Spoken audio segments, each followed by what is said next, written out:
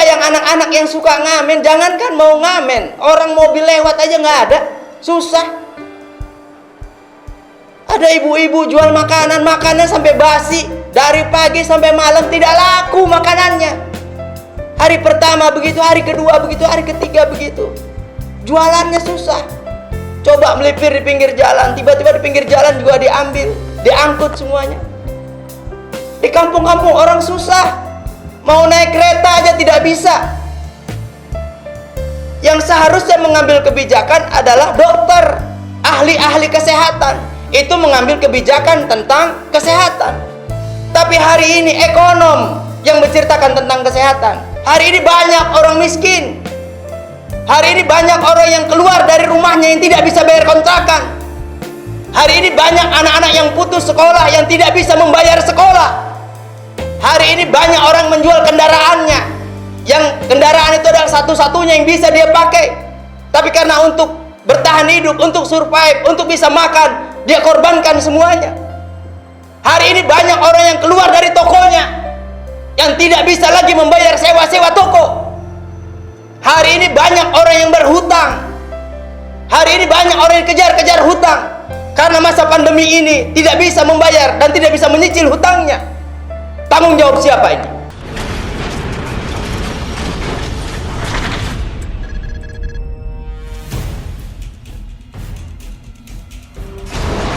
Assalamualaikum warahmatullahi wabarakatuh. Innal hamdalillah nahmaduhu wa nasta'inuhu wa nastaghfiruhu wa natubu ilaih. Asyhadu an la ilaha illallah wa asyhadu anna Muhammadan abduhu wa rasuluh. Khatamul anbiya'i wal mursalin wa qa'idul furil muhajjalin wa imamul muttaqin. Sallallahu alaihi wasallam wa tabarakan ala zalikun nabil amin, amma ba'd. Fayal hadirun ittaqullaha haqqa tuqatih wa la tamutunna illa wa antum muslimun.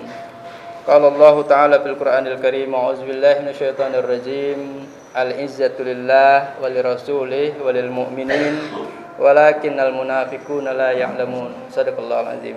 Pada tahmid dan taslim, pada kesempatan Jumat kali ini saya akan bawakan tema tentang loyalitas atau al-wala wal bara. Jadi tentang loyal kepada Allah, kepada Rasul, kepada sahabat, kepada orang-orang yang beriman. Kemudian al-bara itu berlepas diri dari semua itu. Ma'asyiral muslimin rahimakumullah. Dalam satu kisah diceritakan ada Ummu Sulaim. Ummu Sulaim ini ibu daripada Anas bin Malik.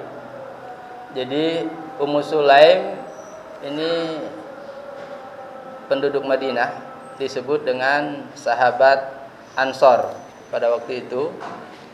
Kemudian suaminya bernama Malik, ya, namanya Malik, agamanya masih kafir pada waktu itu.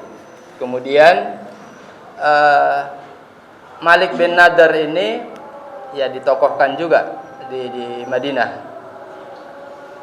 Kemudian ketika Rasulullah membawa Islam pada tahun ke-9 di Madinah pada waktu itu, maka Ummu Sulaim masuk Islam. Nah, ketika Ummu Sulaim ini masuk Islam, maka diislamkanlah anaknya, putranya, ya, yang masih kecil pada waktu itu, bernama Malik, ya, bernama Anas bin Malik. Nah, kemudian Ummu Sulaim punya anak dua, yakni Barrah bin Malik, kemudian ada Anas bin Malik. Singkat cerita, ketika Ummu Sulaim masuk Islam, maka marahlah suaminya, ya. Malik bin Nadar ini tidak setuju dengan masuk Islamnya istrinya. Kemudian dia katakan bahwa kau ini sudah mengikuti ajaran yang sesat, kau sudah mengikuti ajaran Muhammad sallallahu alaihi wasallam. Kemudian ributlah antara suami istri ini. Akhirnya kata Ummu Sulaim, aku tidak mengikuti yang sesat, tapi aku menemukan kebenaran di dalam ajaran yang disampaikan oleh Rasulullah Sallallahu Alaihi Wasallam. Nah, sedangkan anakmu ya harus dapat akhlak yang baik, kemudian pendidikan yang bagus, kemudian mendapatkan pelajaran-pelajaran tentang ketuhanan. Nah, singkat cerita, maka suaminya tidak mau masuk Islam, dan ketika itu berangkatlah pergi ke Sam untuk berdagang. Maka suaminya berangkat pergi ke Sam. Jadi Malik bin Nadhr ini berangkat ke Sam. Di tengah perjalanan ribut dengan musuhnya atau ketemu dengan musuhnya di jalan dan terbunuh. Nah, ma'asyiral muslimin rahimakumullah. Kemudian berjalannya waktu, Ummu Sulaim sudah menjadi janda, dan di dalam dirinya dia berkata, aku tidak akan menikah lagi dan aku akan membesarkan anakku. Maksudnya Anas, ya, Anas bin Malik, dia ingin membesarkan anaknya, pada waktu itu masih berusia 2 tahun.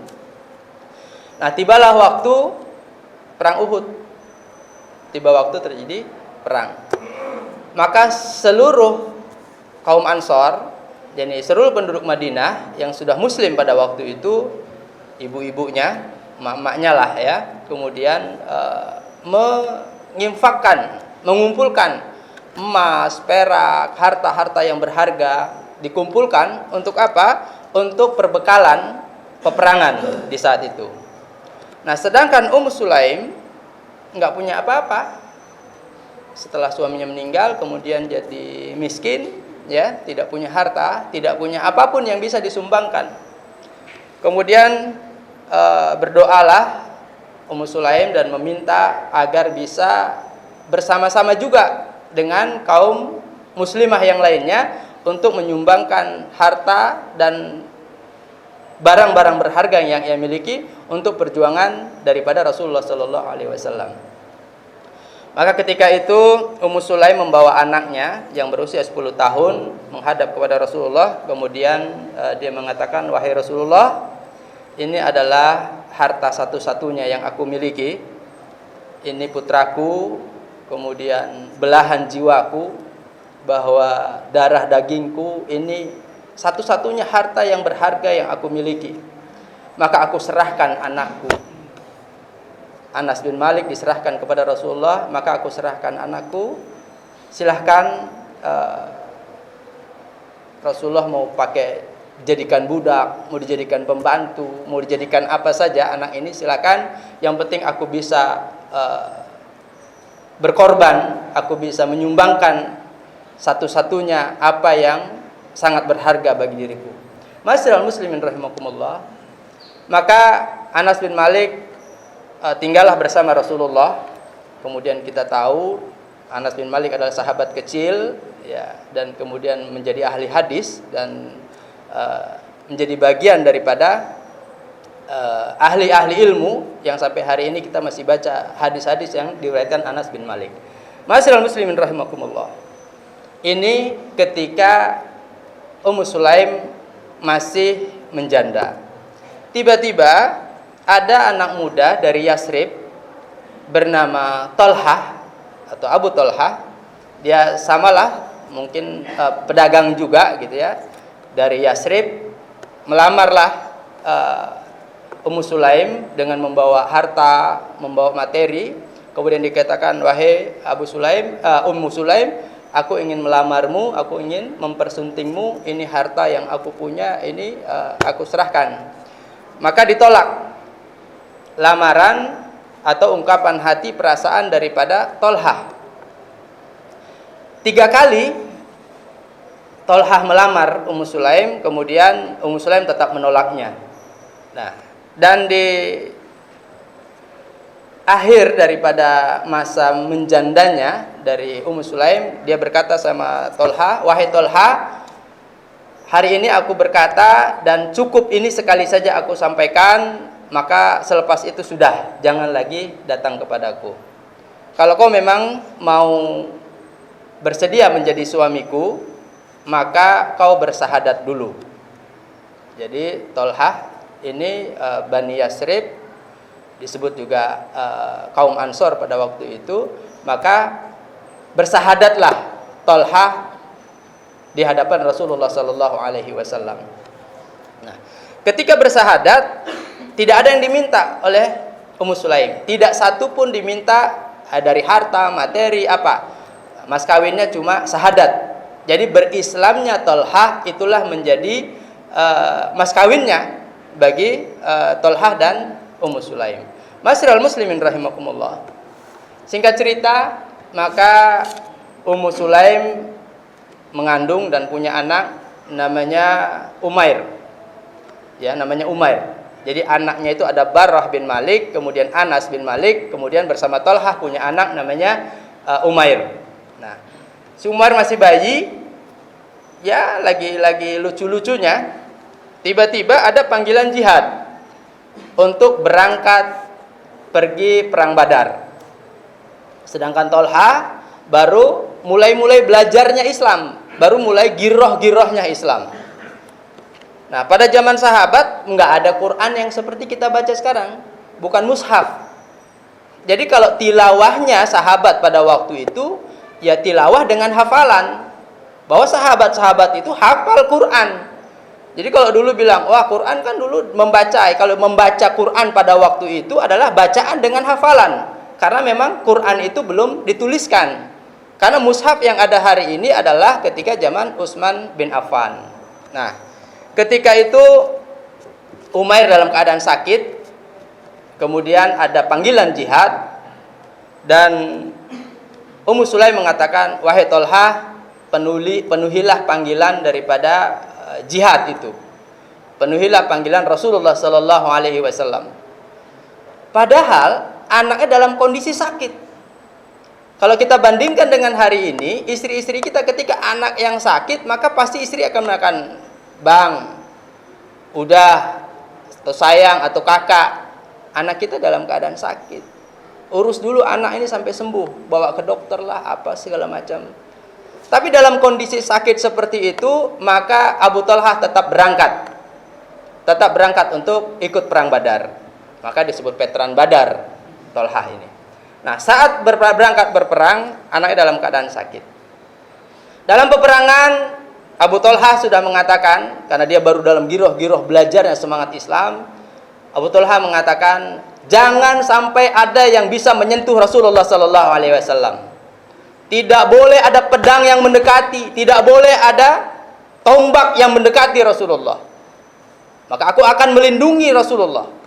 Itu tekadnya ketika perang Badar. Masyiral muslimin rahimakumullah. Tekad daripada Tolha ini ternyata dijawab oleh Allah Subhanahu wa taala. Tolha syahid dengan 17 anak panah. Jadi 17 anak panah bersarang di badannya. Kemudian 15 menusuk jantungnya, maka dia syahid. Ketika itu Rasulullah katakan, Tolha ini adalah penunggang kudaku. Jadi karena Tolha selalu membawa kudanya Rasulullah. Kemudian dikatakan suaranya lantang. Suara Tolha ini suara lantang. Teriakan daripada Abu Tolha ini seperti 1000 teriakan pasukan Badar. Masyiral muslimin rahimakumullah.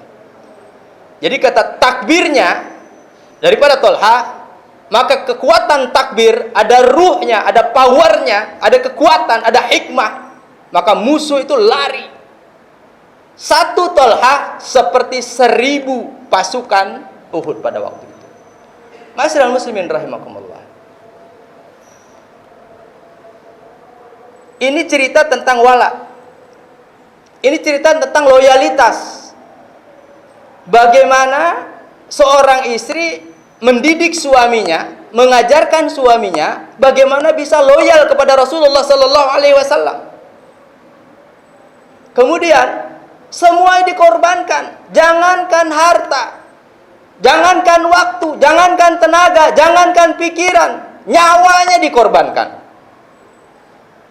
Karena tidak ada lagi yang bisa kita korbankan. Masyiral muslimin rahimakumullah. Wala saya sengaja tidak mengambil perspektif daripada etimologi atau perspektif bahasa, tapi saya mencoba untuk mengambil hikmah-hikmah daripada wala, betapa pentingnya kita berwala gitu kan. Loyalitas itu betapa pentingnya kita berloyalitas kepada Allah, kepada Rasulullah, kepada para sahabat, kepada kaum mukminin. Innamal mu'minuna ihwah. Orang beriman dengan orang beriman yang satunya itu bersaudara. Ketika dia mengucap kalimat asyhadu alla ilaha illallah wa asyhadu anna muhammadur rasulullah, maka saat itu dia punya ikatan wala. Dia punya ikatan cinta. Dia punya ikatan uhuwah. Darah saudara kita yang menetes maka wajib dirasakan oleh kita. Kalau ada saudara kita yang kelaparan, maka kita harus merasakan kelaparan itu. Kalau ada saudara kita yang sakit, kita harus bisa merasakan bagaimana sakitnya. Semasa pandemi ini saya tetap jalan di luar. Saya tidak melakukan lockdown, saya tidak di dalam rumah. Saya keluar. Saya pergi ke gunung-gunung, ke kampung-kampung, ke desa-desa. Pergi keluar. Di saat musuh-musuh kita menyuruh kita diam di rumah, di saat musuh-musuh kita mengatakan kita laki-laki harus WFH di rumah, jangan bergerak, jangan melakukan apapun. Kalau sebulan, 2 bulan, 3 bulan, oke. Tapi kita bertahun-tahun, berbulan-bulan kita dikurung di rumah, tidak boleh ke pasar, tidak melakukan aktivitas dengan alasan nanti ada penyebaran virus. Bohong semua itu. Ma'asyiral muslimin rahimakumullah. Yang namanya virus itu penularannya pertama dari hewan ke hewan, dari hewan ke manusia, dari manusia ke manusia, dan dia menyebarnya satu. Maka virus wabah itu ada yang alami, ada yang rekayasa. Kemudian yang namanya wabah itu kecenderungannya menurun. Bulan pertama dia naik, bulan kedua dia mendatar, bulan ketiga dia menurun.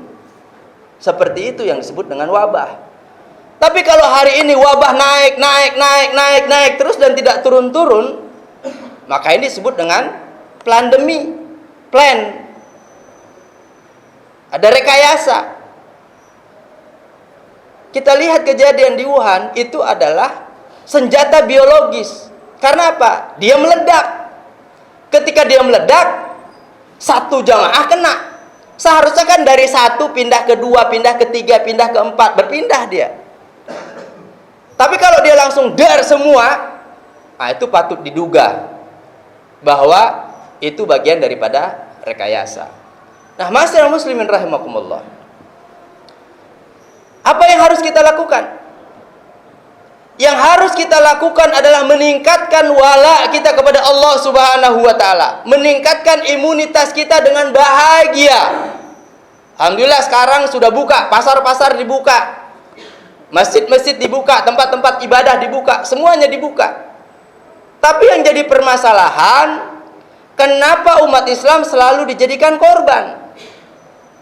Kalau sudah pandemi, yang namanya pandemi yang sudah mewabah, yang sudah menjadi banyak, maka yang dilakukan adalah pengobatan. Apa yang pengobatannya? Pengobatan dilakukan menyebar vitamin D, menyebarkan vitamin C, menyebarkan makanan, berikan cukupan konsumsinya. Itu yang harus dilakukan. Bukan kemudian digalakkan melakukan vaksinasi. Itu adalah upaya pencegahan. Tapi dikatakan bahwa hari ini kita sudah pandemi. Yang namanya pandemi sudah musibah besar. Musibah itu harus diobati. Bagaimana cara obati? Bahagiakan rakyatnya. Kalau pasar ditutup, bagaimana kita bisa berniaga? Kalau tempat-tempat usaha belum dibuka, bagaimana kita bisa cari makan? Kalau orang-orang elit, pejabat, pengusaha, yang mereka punya tabungan, mereka punya buat cadangan untuk makan, mungkin bisa. Coba jalan ke kampung-kampung. Coba yang anak-anak yang suka ngamen, jangankan mau ngamen, orang mobil lewat aja nggak ada, susah. Ada ibu-ibu jual makanan sampai basi, dari pagi sampai malam tidak laku makanannya. Hari pertama begitu, hari kedua begitu, hari ketiga begitu. Jualannya susah. Coba melipir di pinggir jalan, tiba-tiba di pinggir jalan juga diambil, diangkut semuanya. Di kampung-kampung orang susah, mau naik kereta aja tidak bisa. Yang seharusnya mengambil kebijakan adalah dokter, ahli-ahli kesehatan. Itu mengambil kebijakan tentang kesehatan. Tapi hari ini ekonom yang menceritakan tentang kesehatan.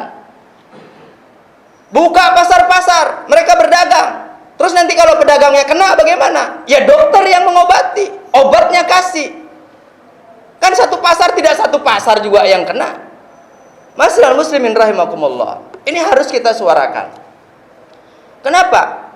Wala kita kepada Allah Subhanahu wa taala ini bagian daripada tauhid, bagian daripada akidah yang tidak bisa digoyahkan. Apapun yang mengancam kita tidak akan bisa. Karena apa? Kita sudah menyerahkan diri kepada Allah Subhanahu wa taala. Tawakal kita kepada Allah Subhanahu wa taala. Hari ini banyak orang miskin. Hari ini banyak orang yang keluar dari rumahnya yang tidak bisa bayar kontrakan. Hari ini banyak anak-anak yang putus sekolah yang tidak bisa membayar sekolah. Hari ini banyak orang menjual kendaraannya, yang kendaraan itu adalah satu-satunya yang bisa dia pakai. Tapi karena untuk bertahan hidup, untuk survive, untuk bisa makan, dia korbankan semuanya. Hari ini banyak orang yang keluar dari tokonya, yang tidak bisa lagi membayar sewa-sewa toko. Hari ini banyak orang yang berhutang. Hari ini banyak orang yang kejar-kejar hutang. Karena masa pandemi ini tidak bisa membayar dan tidak bisa menyicil hutangnya. Tanggung jawab siapa ini? Ma'asyiral muslimin rahimakumullah. Kembalilah kuatkan imunitas kita. Kembalikan kekuatan daripada fisik-fisik laki-laki mukmin. Bangun di tengah malam. Tahajud qiyamul lail. Baca Quran di tengah malam. Wa yastaghfiruna bil ashar, beristighfar di tengah malam. Menunggu waktu subuh, berangkat ke masjid. Salat berjamaah di masjid. Zikir pagi dan petang. Lakukan ini semua. Biasakan puasa sunnah, Senin Kamis, puasa Daud, puasa Ayyamul Bid, berpuasa. Kemudian sedekah. Yang punya harta, yang punya duit, yang punya kecukupan, bersedekah. Keluarkan. As-sadaqatu tulfitu khati'ah kama tudfi'ul ma'an nar. Bersedekahlah, karena sedekah itu akan menutupi kesalahan-kesalahan kalian di masa lalu. Bersedekahlah, karena dengan sedekah itu kalian akan ditutupi dosa-dosa kalian di masa lalu. Bersedekahlah, karena bersedekah seperti air memadamkan api di kayu bakar. Ma'asyiral muslimin rahimakumullah. Kemudian yang terakhir, al-bara. Apa itu al-bara? Melepas diri. Melepas diri dari apa? Dari apa yang Allah lepas diri darinya. Kalau hari ini ada pejabat, kalau hari ini ada public figure yang mengatakan semua agama itu sama. Karena apa? Karena tidak punya ilmu tentang wala wal bara. Karena keterbatasan ilmunya. Ketika ditanya agamanya apa? Agamanya Islam. Baru lahir Islam, orang tuanya Islam. Tapi karena tidak mendapatkan pendidikan Islam, tidak mendapatkan akidah sahihah, tidak tahu tentang sunnah-sunnah, tidak tahu tentang al-wala wal bara, maka sudahlah dia bercucap apa yang ia punya. Ma'asyiral muslimin rahimakumullah. Maka kita harus cerdas. Laki-laki mukmin harus cerdas. Banyak baca Quran, banyak baca sunnah-sunnah Rasulullah. Dekati ulama, asatid, para guru, tuan-tuan guru. Anak-anak kita berikan contoh-contoh yang baik, berikan makanan-makanan yang halal, terlepas dari makanan yang haram dan subhat. Ma'asyiral muslimin rahimakumullah. Sebagai kesimpulan, yang pertama, apa itu al-bara?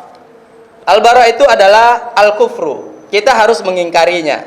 Kemudian kita harus al-adawah, kita harus memusuhinya. Kemudian al-baghdha, kita harus membencinya. Kemudian al-mufassal adalah kita harus memutuskannya. Apa yang diingkari oleh Allah dan Rasulnya kita harus ingkari. Kita tahu lakum dinukum waliyadin.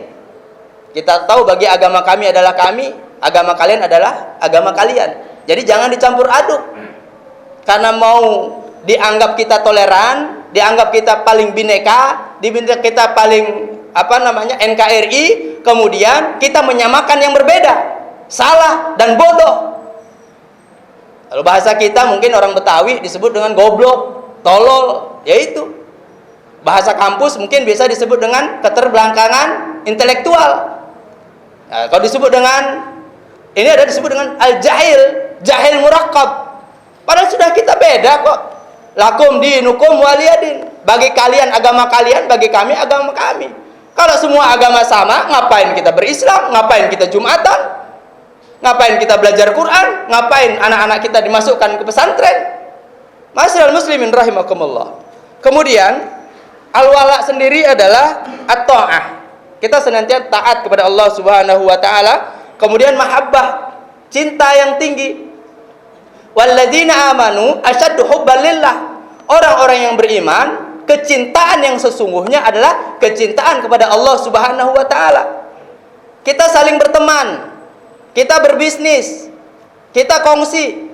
Ya, mudah-mudahan pertemuan kita, percintaan kita, perkumpulan kita, persahabatan kita dengan dasar adalah karena Allah Subhanahu wa taala. Kemudian kita saling nusrah. Kalau kita punya wala, kita saling membantu, tolong menolong, ya. Wa ta'awanu 'alal ismi wal udwan, wa la ta'awanu 'alal birri wat taqwa. Kita senantiasa saling tolong menolong dalam kebaikan, dalam ketaatan. Nah, kalau tolong menolong ini sudah hilang, masa bodoh, dia ya dia, kita ya kita, ya sudah, selesai kita. Kemudian yang terakhir adalah al-qurbu, senantiasa mendekatkan diri kepada Allah Subhanahu wa taala. Ma'asyiral muslimin rahimakumullah, mudah-mudahan yang sedikit ini ada manfaatnya. Kemudian kita senantiasa wa'tasimu bihablillahi jami'an wa la tafarraqu. Barakallahu lakum bil Qur'anil azim wa nafa'ni wa iyyakum bima fihi minal ayati wa dzikril hakim. Aqulu qouli hadza astaghfiru innahu huwal ghafurur rahim. Alhamdulillahi ala ma wajaba hamdah, syahadu an la ilaha illallah, syahadu anna Muhammadan abduhu wa rasuluh, khatamul anbiya'i wal mursalin wa qaidul firil muhajjalin wa imamul muttaqin, sallallahu alaihi wasallam tabarakan ala zalikal nabiyil amin, amma ba'd. Fayul hadirun, ittaqullaha haqqa tuqatih wa la tamutunna illa wa antum muslimun. Qala Allah ta'ala fil Qur'anil Karim, a'udzu billahi minasyaitonir rajim. Innallaha wa malaikatahu yusholluna 'alan nabi, ya ayyuhalladzina amanu shallu 'alaihi wa sallimu taslima. Allahumma shalli ala Muhammad wa ala ali Muhammad kama shallaita ala Ibrahim wa ala ali Ibrahim wa barik ala Muhammad wa ala ali Muhammad kama barakta ala Ibrahim wa ala ali Ibrahim fil alamin innaka Hamidum Majid. Wa radallahu anhum sadatina Abi Bakrin wa Umar wa Utsman wa Ali wa an baqiyatis sahabati Rasulillahil aliyil azim wa alaina ma'ahum bi rahmatika ya arhamar rahimin. Allahumma ighfir lil muslimina wal muslimat wal mu'minina wal mu'minat al ahya'i minhumul amwat ya qadiyal hajat. Rabbana hab lana min azwajina wa dzurriyyatina qurrata a'yun waj'al muttaqina imama. Rabbana zalamna anfusana wa illam taghfir lana wa tarhamna lanakunal khasirin. Hasbunallahu ni'mal wakil, ni'mal maula wa ni'man nasir. La ilaha illa anta subhanaka inni kuntu minaz zalimin. Allahumma faqihna fid din wa 'allimna bit ta'wil. Allahumma faqihna fid din wa 'allimna bit ta'wil. Allahumma faqihna fid din wa 'allimna bit ta'wil. Allahumma arinal haqqa haqqan ittiba'ah wa arinal batila batila irtinabah. La haula wala quwata illa billahil aliyil azim. Rabbighfir lana wa liwalidayna warhamhuma kama rabbayana shighara wa li jamil muslimin wal muslimat wal mu'minina wal mu'minat al ahya'i minhum wal amwat ya qadiyal hajat. Rabbana atina fid dunya hasanah wa fil akhirati hasanatan wa qina adzabannar. Ibadallah, innal hamdulillahi bil adli wal ihsan wa ita'il qurba wa yanhanil fahsya'i wal munkari wal baghi ya'izukum la'allakum tadhakkarun wa la dzikrullahi akbar.